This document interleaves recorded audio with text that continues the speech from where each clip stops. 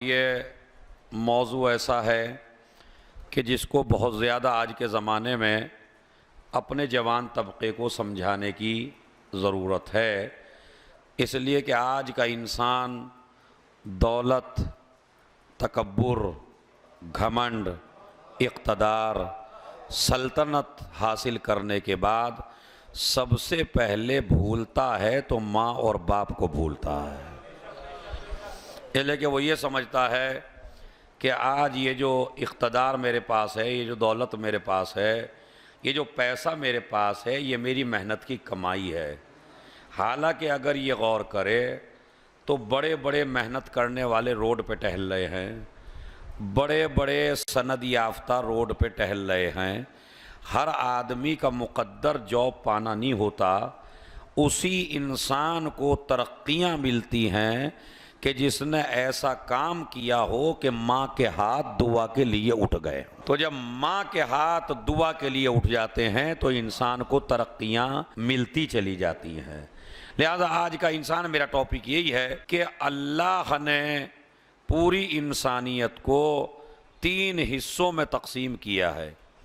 पहला हिस्सा वो पैदा किया कि जिसमें न माँ है और न बाप है, वो हैं जनाब आदम और हव्वा, कि ना उनके माँ है और ना उनके बाप है।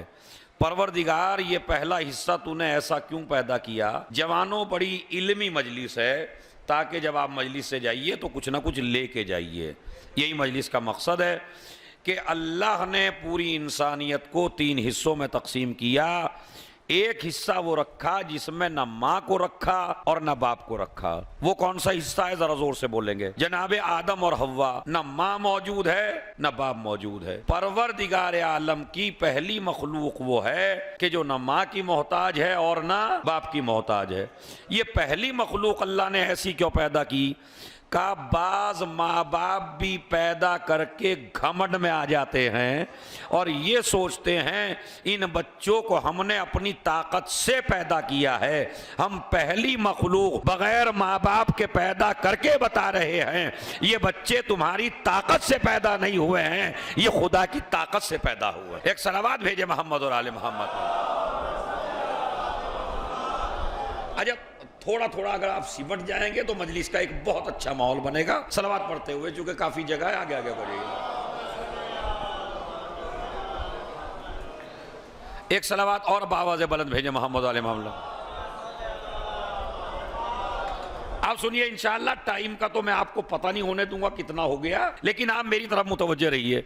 तो पहली मखलूक वो है कि जो अल्लाह ने पैदा की है बगैर माँ के और बगैर बाप के। वो कौन सी है मेरे बुजुर्गों? आदम और हव्वा।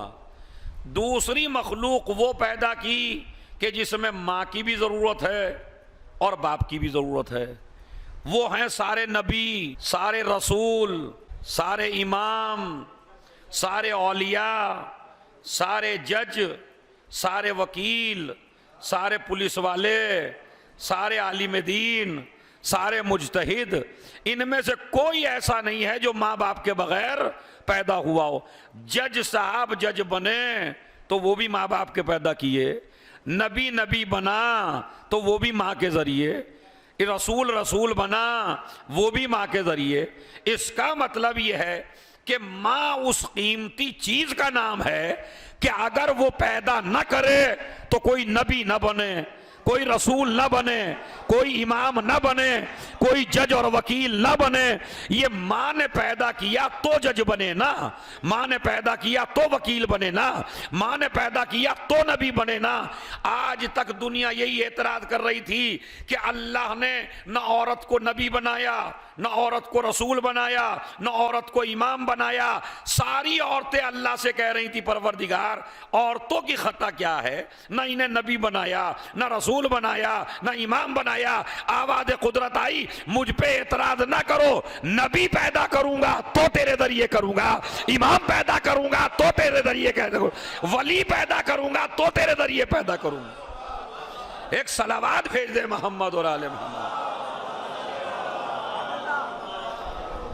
हाँ, एक अच्छी सलावत और पढ़े मोहम्मद और आले मोहम्मद। तो अजीजों, दूसरी मखलूक वो है कि जो माँ बाप की मोहताज है। अब तीसरी मखलूक सुनिए, जहां मां तो है मगर बाप नहीं है, वो बताइए कौन सी है? अरे नहीं भाई, गलती हो गई माशाल्लाह से। सलवात पढ़े मोहम्मद वाले मोहम्मद पर। हाँ, अब आए, ये है पहली मखलूक, न मां है न बाप है। दूसरी मखलूक बाप भी है और मां भी है। तीसरी मखलूक मां है मगर बाप नहीं है, वो है जनाबे ईसा। अब बताइए दुनिया के कितने हिस्सों में मां है? अरे भाई मैं तो समझ रहा था माशाल्लाह दिलों पे उतर जाएगी बात। ये जो है ना, देखिए मैं बाप के दरमियान मजलिस पढ़ रहा हूं और मां के मौजू पे पढ़ रहा हूं और पढ़ रहा हूं बापों के बीच में। तो मियाँ ये भी मजलिस हजम हो जाए तो बड़ा मसला है। सुने मां तो है नहीं, यहाँ सारे जितने भी हैं बाप बैठे हैं। इस्लाम में बाप से ज्यादा मां का रुतबा है, ये समझ लीजिए आप। इस्लाम में बाप से भी ज्यादा अगर किसी का रुतबा है तो वो मां का। और उसका रीजन मैं आपको बताता हूं। इसलिए कि अल्लाह ने 3 मखलूक पैदा की, एक में न मां है न बाप है, मगर 2 हिस्से ऐसे हैं कि जो मां के बगैर मुमकिन नहीं है। ईसा में भी मां है और कायनात के हर शोबे में, कायनात के हर आलिम में, मौलवी में, मुजतहिद में, नबियों में, रसूलों में, सब में मां मौजूद है। तो चूंकि 2/3 दुनिया पैदा हुई है मां की वजह से, इसलिए अल्लाह ने मां का रुतबा ज्यादा रखा। और यह भी आप याद रखिए, आपका काम है पैदा करना। जिसकी जिम्मेदारियां ज्यादा होती हैं उसका एहतराम भी ज्यादा होता है। अरे तवज्जो, बड़ा कीमती जुमला है। यानी जिसकी जिम्मेदारियां ज्यादा होता है। बाप ने शादी की, बच्चा मां के पेट में आया, आप खराटे लेके सोने लगे, मगर धड़कन बाप महसूस नहीं करता। जब बच्चा हरकत करता है मां के पेट में तो बताइए मां महसूस करती है या बाप? जोर से बोलिए भाई। अमा अगर मजलिस हुसैन में भी आके हक ना कहा, सही सलवात भेजे मोहम्मद वाले मोहम्मद। तो आज तुम्हें अपना दिल वसी करके मजलिस सुननी है, क्योंकि अक्सर बाप तो ऐसे होंगे जिनकी मां से बनती नहीं है। वो कह रहे होंगे आज मौलाना पता नहीं क्या करके रहेंगे ये है, वैसे ही हमारा बेटा तो हमें नहीं मानता, आज इन्होंने और वो कर दिया। तो खैर मैं वो भी बताऊंगा इंशाअल्लाह। जवानों, मजलिसे बहकाने के लिए नहीं है, मजलिसे इस्लाह के लिए हैं, मजलिसे पैगाम के लिए हैं। माँ का रुतबा इस्लाम में क्यों ज्यादा है?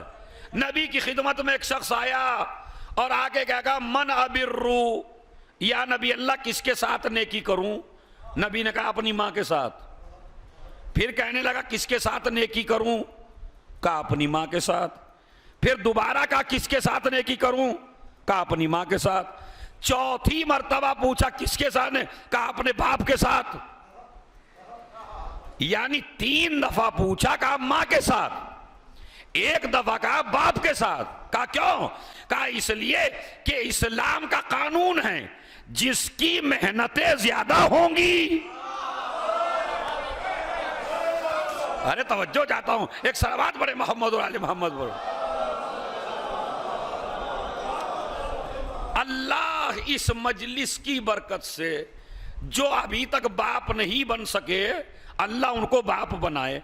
लेकिन मुझे इंसाफ से बताइए जवानों, जब आप 9 महीने मां के पेट में थे और आपका दिल धड़कता था और आप हाथ पांव चलाते थे मां के पेट में, तो उसको मां महसूस करती थी या बाप? मां महसूस करती थी। तकलीफ जो 9 महीने रखने में हुई वो बाप को हुई या मां को? मां को।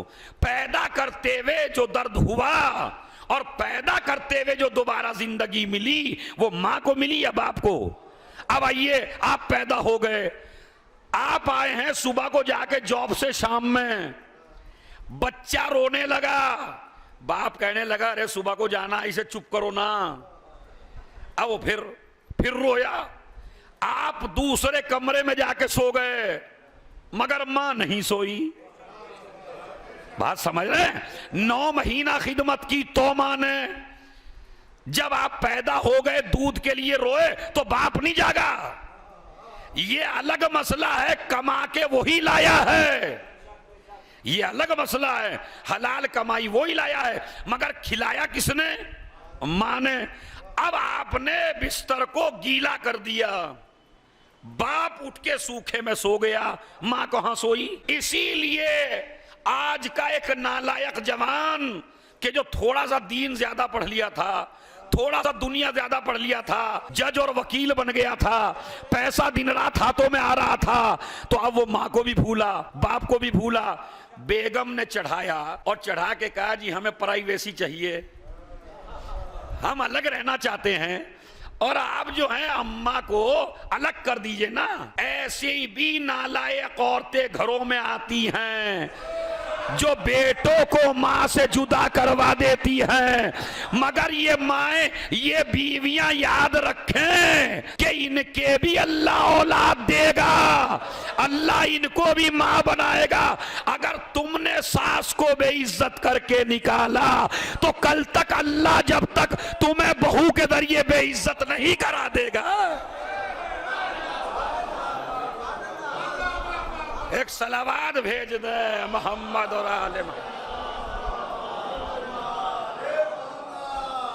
वाकई ऐसी खातून, तो ऐसी खातून थी वो, उसने कहा देखो जी अम्मा के साथ तो मैं नहीं रह सकती।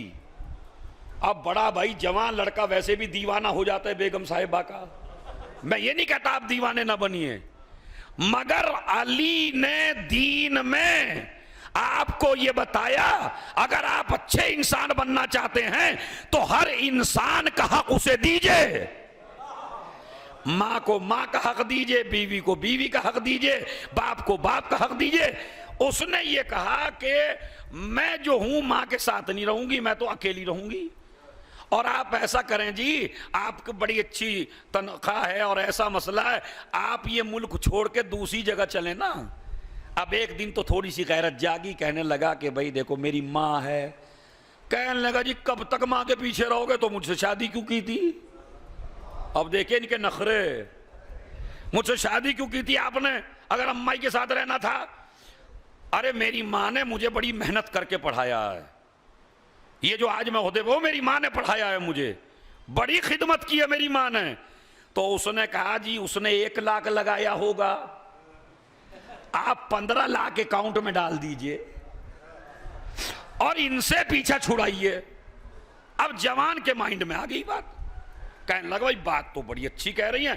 कहने लगा अम्मा देखो मैं आपसे अलग रहना चाहता हूं और हिसाब किताब कर लो। ऐसे भी मैथ के माहिर हैं जो बड़ा मैथ पढ़ लेते हैं ना, इसीलिए इस्लाम कहता है अंग्रेजी हिंदी मैथ बच्चे को बाद में पढ़ा, पहले अपने बच्चे को कुरान पढ़ा ताकि मां को मां कह सके, बाप को बाप कह सके। एक सलावत भेजे मोहम्मद और आले मोहम्मद। वाकई में आज की तुम सब पे वाजिब है पहले अपने बच्चे को कुरान और दीन पढ़ाना।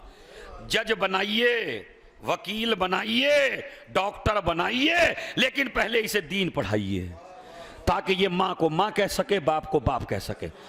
आ गया माइंड में। कहने लगा अम्मा हिसाब कर लो कितना पैसा लगा तुम्हारा जब आपने मुझे पढ़ाया। अब उन्होंने कहा कि बेटे पैसे का पैसा कहां से बीच में आ गया? मां और बेटे के, मां और बेटे के पैसा कहां से बीच में आ गया? कहा नहीं अम्मा देखिए हम परेशान हो गए हैं, हमारी भी एक लाइफ है, हम भी अलग जीना चाहते हैं, अम्मा ऐसा अपना हिसाब कर लो। तो उन्होंने कहा अच्छा आज हिसाब देने आए हो मुझे? कहा जी मैं हाँ हिसाब देना चाहता हूं। आप अपना शुरू से। अच्छा बेटा मैं अपना याद करके बता दूंगी, जरा 1-2 दिन का मौका तो दे मुझे, क्या मेरा लगा क्या नहीं लगा, तो मैं तुझे और तू मुझे मेरा बदला दे देना। अच्छा रात का वक्त आया, जेंटलमैन साहब पहुंचे बिस्तर पर और लेटे और गहरी नींद में थे। वह एक मर्तबा अम्मा उठी, उठने के बाद एक लोटा पानी उठाया और लोटा पानी उठा के बिस्तर पे डाल दिया। अब जो माँ ने बिस्तर पे डाला, अब ये चौंक के उठ गया, कहने लगा अम्मा ये क्या किया तुमने, ये क्या किया तुमने, तुमने मेरे बिस्तर पे पानी डाल दिया, अब मैं सोऊंगा कैसे। कहा मेरे लाल तू मुझे बदला देने आया था ना। अरे भाई तवज्जो ज्यादा है, तू मुझे मेरी खिदमत का बदला देने आया था ना, तो एक रात मुझे गीले में सो के दिखा दे, हजारों रातें मैं गीले में सोई।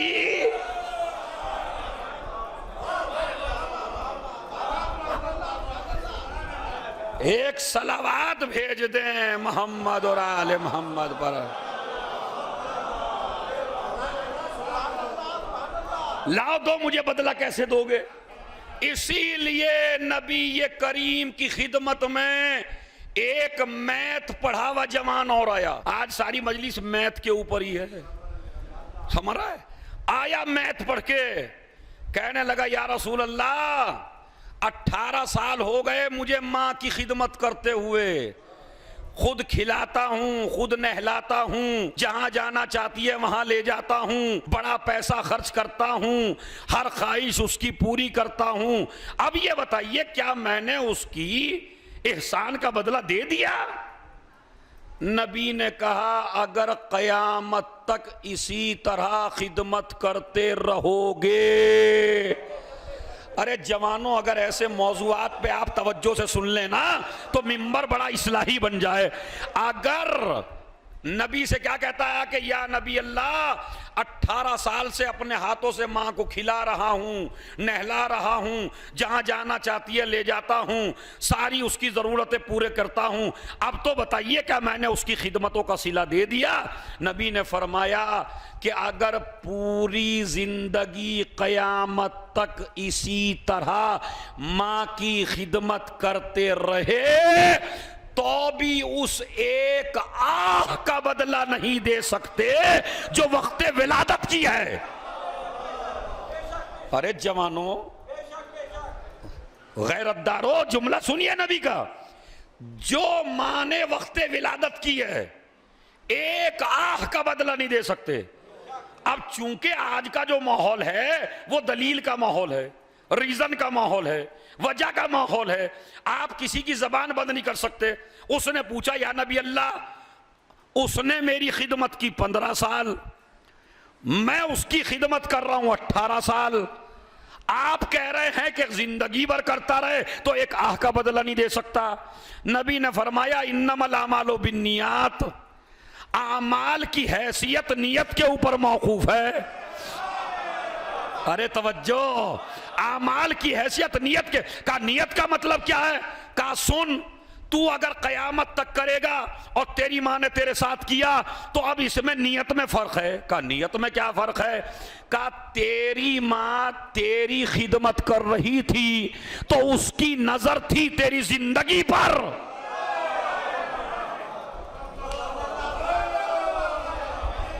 खुदा की कसम बड़ा जुमला है मेरे प्यारे नबी का। एक सलावात भेजे मोहम्मद और आले मोहम्मद पर। और अब के इंशाअल्लाह सबका हाथ उठेगा माँ की ताईद में। क्या कहा, जब तेरी माँ, अच्छा ये मैं आपको समझाता भी, चूंकि टीचर सा हूं, छोटा था तो आपको समझाना भी चाहता हूं। माँ खिदमत कर रही थी, मेरा बेटा आज 1 साल का है, कल 2 साल का होगा, कल 15 साल का होगा, फिर शादी करूंगी, फिर दुल्हन लाऊंगी, फिर पोता होगा, सारे उमूर वाबस्ता हैं जिंदगी से। अब तुम माँ की खिदमत कर रहे हो, बेगम कहती है कब तक करोगे। का 1 साल और कर लो, क्या पता 2 साल बाद मर जाए, क्या पता 6 महीने में मर जाए, क्या पता 15 दिन में मर जाए। तुम खिदमत कर रहे हो, नजर में है मौत, वो खिदमत कर रही थी, नजर में थी जिंदगी। अब जुमला कहना मेरा काम है। का जितना फर्क मौत और हयात में है इतना ही फर्क तुम दोनों की खिदमतों में।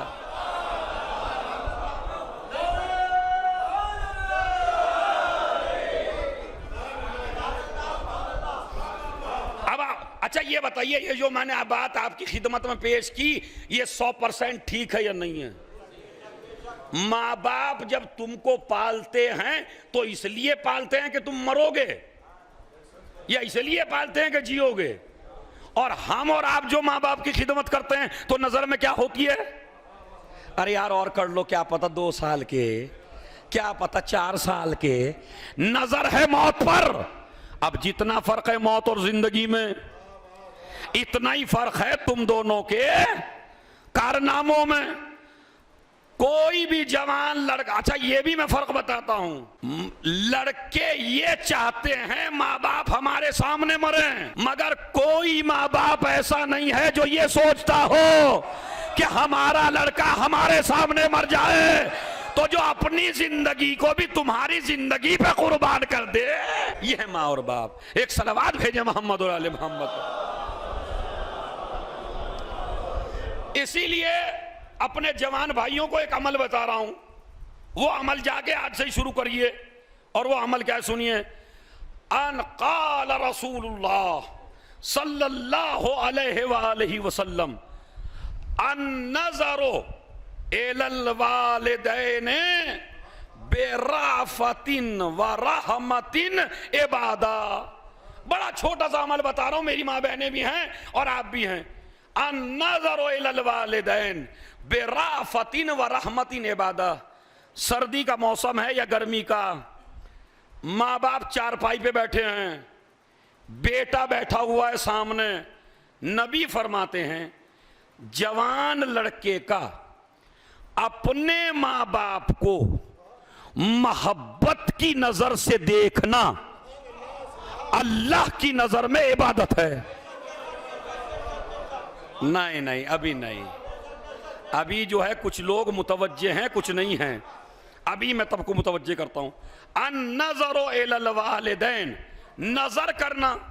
एक है आपका मुसल्ले पे बैठ के नमाज पढ़ना, जिस तरह मुसल्ले पे बैठ के नमाज पढ़ते हो और अल्लाह सवाब देता है, इसी तरह जब घर में बैठ के टिकटिकी बांध के मोहब्बत की नजर से माँ बाप को देखते हो तो अल्लाह इबादत कहता है।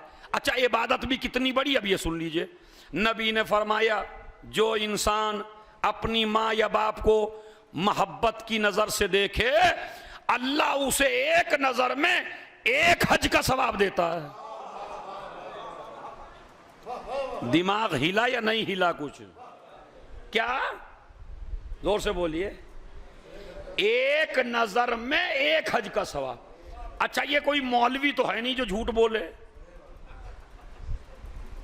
ये कोई मतलब प्रधान भी नहीं है कि जिसके काम ही झूठ बोलना हो, ये कोई चेयरमैन भी नहीं है। ये वो नबी है कि जिसके गला काटने वाले भी उसको सिद्दीक और अमीन कहते थे। इतना सच्चा नबी जिससे बड़ा कोई सच्चा ही नहीं है। वो कहते हैं, वो फरमाते हैं जो जवान लड़का अपने माँ बाप को देखे, अल्लाह उसे एक नजर में एक हज का सवाब देगा। एक हज का मतलब समझते हैं आप कितना होता है? अगर आप मुजफ्फरनगर से अभी रमजानुल मुबारक के बाद जो जिलहिज आएगा और आप हज की तमन्ना में जाएं और हज करना चाहें, कितने पैसे जमा करने पड़ेंगे? 4-5 लाख। कितना वक्त लगाना पड़ेगा? 1 महीना। तकलीफें उठानी पड़ेंगी। अच्छा इसकी क्या गारंटी है कि जो आप हज पे गए, हज करके आए, क्या गारंटी है कबूल है? बताइए। अगर किसी पे कोई गारंटी हो तो मियां मुझे भी दे दे वो।